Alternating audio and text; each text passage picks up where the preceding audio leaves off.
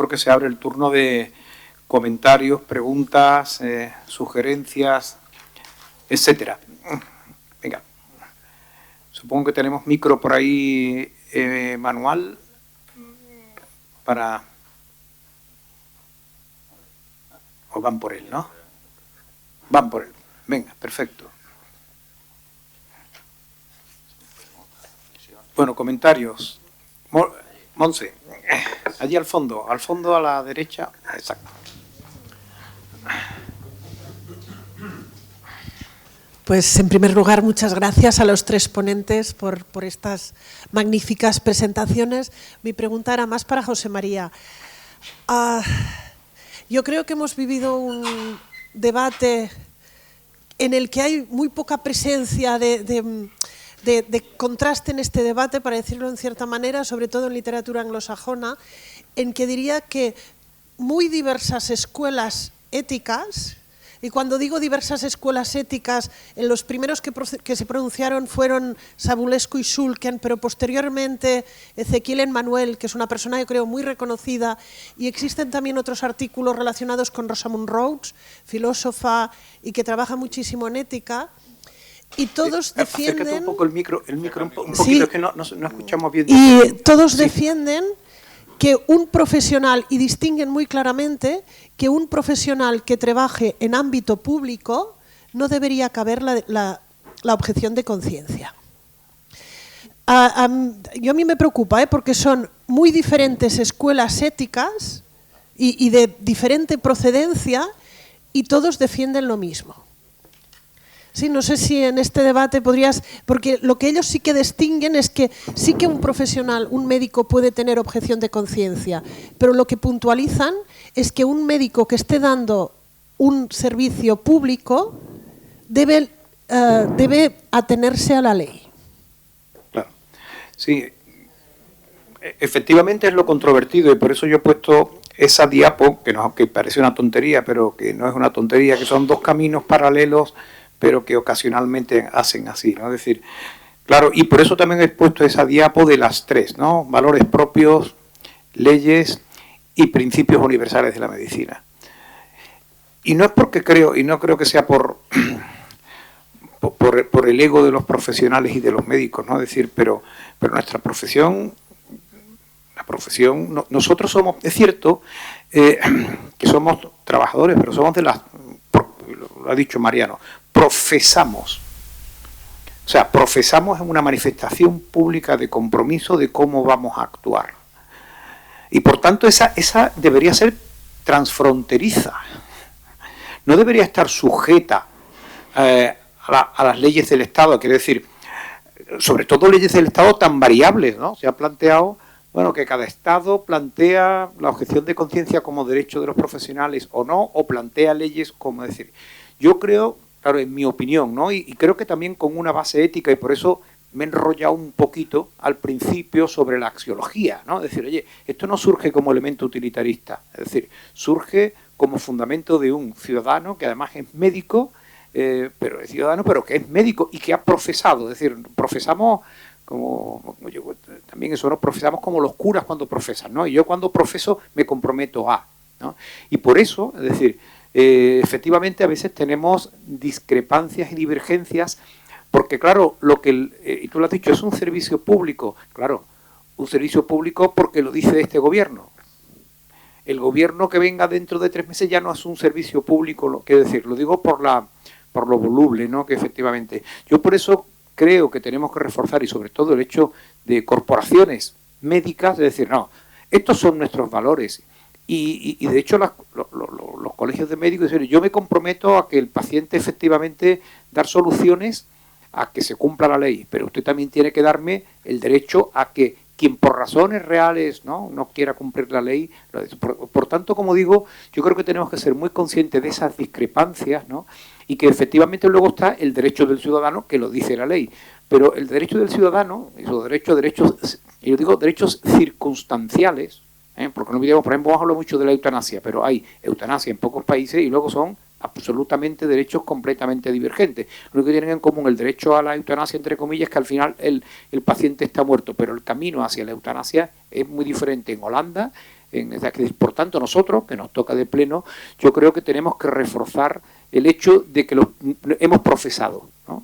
Como bien lo ha dicho el doctor Casado, hemos profesado y por tanto tenemos que cumplir nuestros principios universales de la medicina y bueno, el Estado, yo también lo decíamos, creo que surgió el otro día cuando el tema de la inteligencia artificial, ¿no? El Estado no es mi dueño, ni puede poseerme.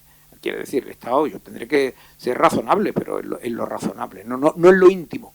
No es lo íntimo, ¿no? Yo creo que la objeción de conciencia va en lo íntimo, pero como digo, efectivamente, Monse, completamente de acuerdo que hay algunas escuelas médicas que, bueno, que son, bueno, yo diría, lo llamaría utilitaristas, ¿no? Es decir, en ese caso, pues bueno, si la dice la ley es verdad y si no lo dice no, pero yo creo que en este punto de reflexión debemos de separar, ¿no? Lo que es el utilitarismo de lo que realmente son los valores, ¿no? Yo añadiría una cuestión, Monse, ¿es que acaso haciendo o ejerciendo o defendiendo el derecho a la objeción de conciencia los médicos no cumplimos el contrato social que tenemos? Creo que lo cumplimos, porque todas las cosas tienen sus límites, ¿no? Es cierto que el médico va a cumplir con sus obligaciones, con sus responsabilidades que les marca la ley, pero con unos límites, ¿no? Y esos límites es el que marca el tema de la objeción de conciencia. Ahí no entro yo, porque me afecta en mi conciencia, en mi ideología, en lo más profundo de mi persona y por lo tanto yo eso lo rechazo, pero cumplo el contrato porque hay algunas escapatorias para el cumplimiento de esos contratos. Yo no le voy a dejar a usted sin que esa prestación, no le voy a abandonar en su asistencia, trasladaré, lo dice la ley, lo dice el Código de Deontología, trasladaré para otra persona que se lo pueda hacer y que quiera hacerlo, pero yo permítame y respéteme mis derechos, ¿no? Cumplo el contrato social, por lo tanto que es una de las funciones o esenciales que tenemos los médicos, el contrato social, ¿no? Creo yo, vamos. Bueno, una de las cosas que más nos enriquece es que efectivamente en esta escuela de profesión y pensamiento médico, pues también efectivamente los legistas están aquí presentes y los abogados nos dan otra visión. Carlos Lapetra creo que había pedido ¿no, Carlos? Y querías intervenir. Bien, buenos días. Y yo me uno a la felicitación por la magnífica exposición que habéis hecho. Y está visto que a mí en materia de eutanasia siempre me toca hablar un poco. Y lo voy a hacer para tratar, si me lo permitís y humildemente, de completar y quizá tratar incluso de resolver alguna de las dudas de mi amigo Mariano. Efectivamente, la jurisprudencia del Constitucional ha sido bastante oscilante, como lo es en general en todas las materias en esta. Pero sí que tenemos dos resoluciones distintas y voy a tratar de explicar cómo resuelven la cuestión. La primera es la sentencia 19/2023, que es la que se produce como consecuencia de la impugnación que hace Vox de la ley de eutanasia. La segunda es una sentencia que teóricamente es de 13 de septiembre de 2023, de la cual hay un anuncio que yo creo que en parte se ha puesto un anuncio, digamos, periodístico, un resumen que hace el propio tribunal, pero que no ha sido todavía objeto de publicación en el Boletín Oficial del Estado. Yo eso lo he seguido día a día, consciente de que venía aquí, porque hubiera tenido gran ilusión en haber podido leer esta segunda sentencia. La primera y la segunda igual dejan una cosa clara: no hay un derecho fundamental a la objeción de conciencia. No lo digo yo, lo dice el tribunal. Pero sí, a ver, que esto no, a veces no es fácil, pero sí que hay un derecho fundamental a la libertad ideológica, que son dos cosas distintas. De manera que no hay una tutela genérica posible a la objeción de conciencia, pero sí hay una tutela posible a la libertad ideológica. ¿Y qué quiere decir eso? Que cuando el legislador no atienda o atienda mal una situación que de verdad y razonablemente afecte por motivos morales a la libertad ideológica, el tribunal dice: yo allí sí que entraré. Por lo tanto, ¿esto qué hace prever? Que no va a haber nunca, posiblemente en este escenario, una legislación general sobre la objeción de conciencia. Me temo que ni aquí ni en el resto de Europa. ¿Por qué? Porque el modelo ahora es el modelo de lo que tantas veces en ámbito sanitario hemos oído cuando hemos tenido la suerte de contar, por ejemplo, en el Congreso de Derecho Sanitario, con el que es hoy magistrado del Tribunal Constitucional y formulador de votos particulares a todos estos recursos y me temo a todos los que vengan. El que era presidente de la Sala Tercera del Tribunal Supremo, César Tolosa. Cuando se le preguntaba y decía, a ver, esto se resuelve muy fácil, de una manera que no permite aprobar la asignatura, pero es la exacta. Depende. Los tribunales se han instalado ya todos en el depende. ¿Y qué dicen? Oiga, tráigame el enfermo concreto, y entonces yo lo diagnosticaré y le diré qué tratamiento pongo. Con lo cual, al final, cuando se dé esa situación de violencia moral para una determinada actuación, sí que eso será incardinable en el derecho fundamental de la libertad ideológica. Pero es que estas sentencias del Tribunal Supremo, y parece por el anuncio que la segunda, que no hemos podido leer con detalle, puede ir un poquitín más en el tema de la objeción de conciencia, me temo que en el mismo sentido, sí que toca la objeción de conciencia de las personas jurídicas. Y lo resuelve de una manera muy curiosa, que puedo decirla, ¿no? Si parece bien, que es, no tienen derecho a la objeción de conciencia, pero sí que pueden ser personas jurídicas con una ideología y lo que el tribunal llama una tendencia. De manera que en el caso de partidos políticos y otro tipo de formas asociativas, y en concreto las regidas por la Iglesia católica o judeocristiana, pueden tener legítimamente un ideario que excluya la ejecución de determinadas prácticas, y en concreto el aborto y la eutanasia. O sea que no se le reconoce tampoco objeción de conciencia, pero sí la posibilidad de tener un ideario que legítimamente pueden tener en cuenta. Y allí incluso el tribunal hace referencia que, por ejemplo, se plantea el caso de las residencias. Hay una persona en una residencia católica y esa persona decide que quiere la eutanasia. ¿Qué dice el tribunal? Trasládese allí donde se le pueda practicar, porque el ideario de aquí lo impide, pero los traslados por motivos sanitarios son absolutamente habituales en el mundo. Incluso regula qué es lo que tiene que hacer el trabajador, que estando dentro de una institución así, pudiera sí admitir la eutanasia. Bueno, si sirve un poco de debate y de ilustración, pues encantado. Como siempre, Carlos, muchas gracias por tu puntualización. Efectivamente, en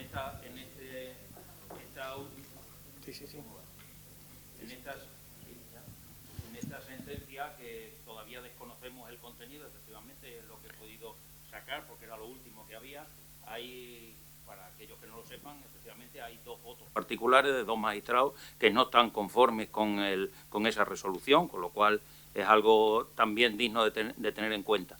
Sí que en mi exposición, efectivamente, cuando me planteaba si era preciso, era necesario, conveniente, obligatorio, el tener una ley general de objeción de conciencia para el ámbito sanitario, pues yo entreveía que no es conveniente ni necesaria por las circunstancias que he tratado de exponer en esa especie de decálogo, ¿no?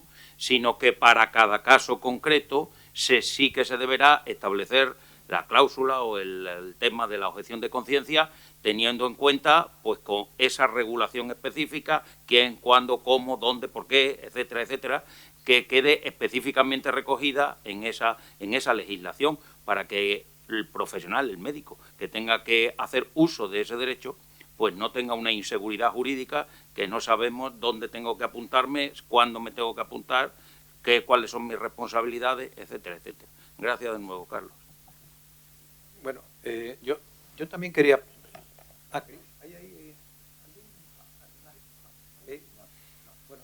yo sí quería preguntar específicamente, lo digo porque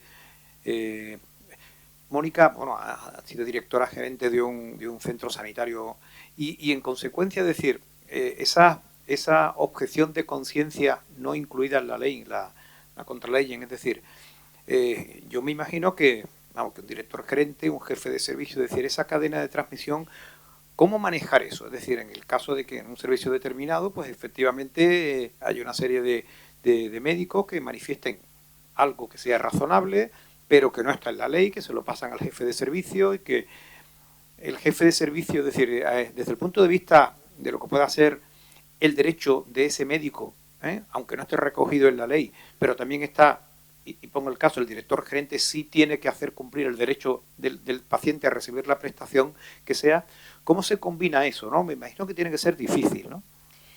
Sí, el hospital que yo dirigía es un hospital comarcal. En este caso no teníamos la prestación al aborto, pero sí que hemos tenido se nos ha dado el caso de la prestación a la ayuda a morir, ¿no? En estas que no están reguladas por ley, han sido resueltas y acomodadas por los responsables de los servicios sin mucho mayor problema porque han sido muy escasas y muy puntuales. También es verdad que el hecho de ser un hospital comarcal que no tenga cuidados intensivos, no tenga cuidados tampoco ni donación de órganos ni transfusión sin componentes sanguíneos, pues igual es que la casuística ha sido menor, ¿no? Pero en cualquier caso, cuando ha habido alguna dificultad en este sentido, pues ha sido acomodado y ha sido, bueno, pues gestionado por los responsables de los servicios de forma diligente, se ha podido prestar el servicio y se ha podido de alguna manera combinar bueno, pues esa inquietud del profesional junto con la prestación.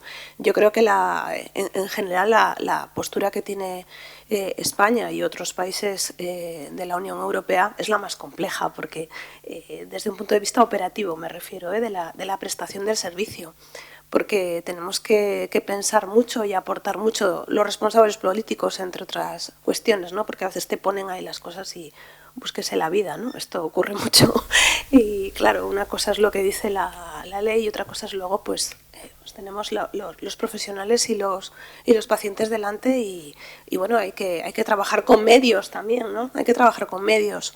Entonces, y los medios me refiero fundamentalmente a personas, no me gustaba la palabra recursos humanos, personas, ¿no? Médicos, enfermeras, lo que sea.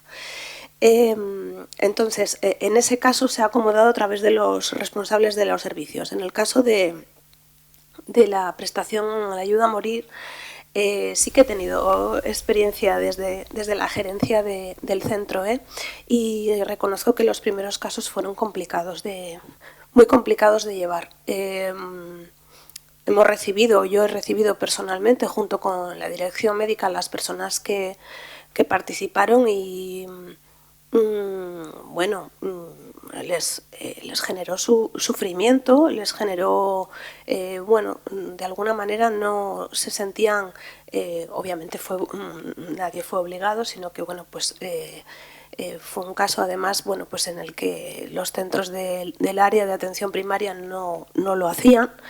Y hubo que participar por parte del hospital, ni siquiera en un caso del hospital. Y en la parte humana, que muchas veces no nos olvidamos de ella, y que al final pues tenemos ahí a la familia, tenemos ahí a la persona que ha pedido la prestación y a los propios profesionales. Y la parte más importante que yo quiero reflejar es que bueno, pues vieron ellos voluntariamente participaron, lógicamente.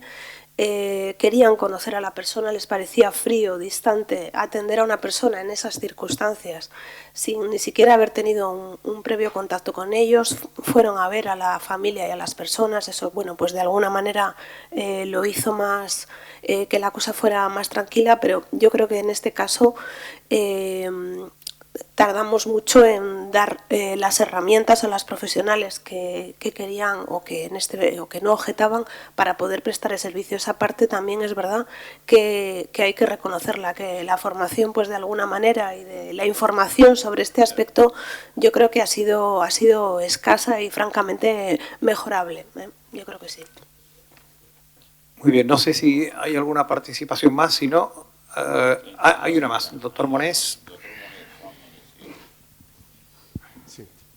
Cuando existen extremistas a ambos lados, unos radicalmente en contra del aborto, de la eutanasia, en el que las personas que van a las clínicas a hacérselo reciben una presión muy fuerte, pintadas. Y por el otro lado, el derecho a totalmente, como si el aborto fuera la extirpación de un mioma y nada más que eso, y hay algo mucho más.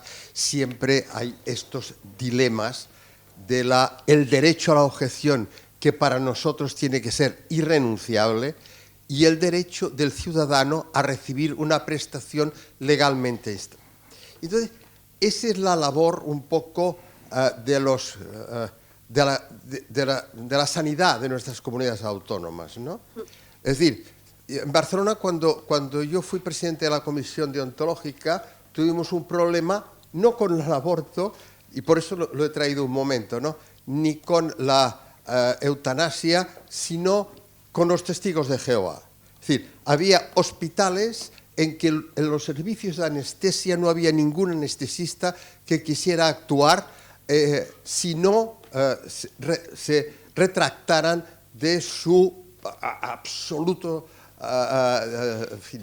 repudio a hacerse cualquier tipo de transfusión. Entonces, ¿qué organizamos desde el Colegio de Médicos de Barcelona?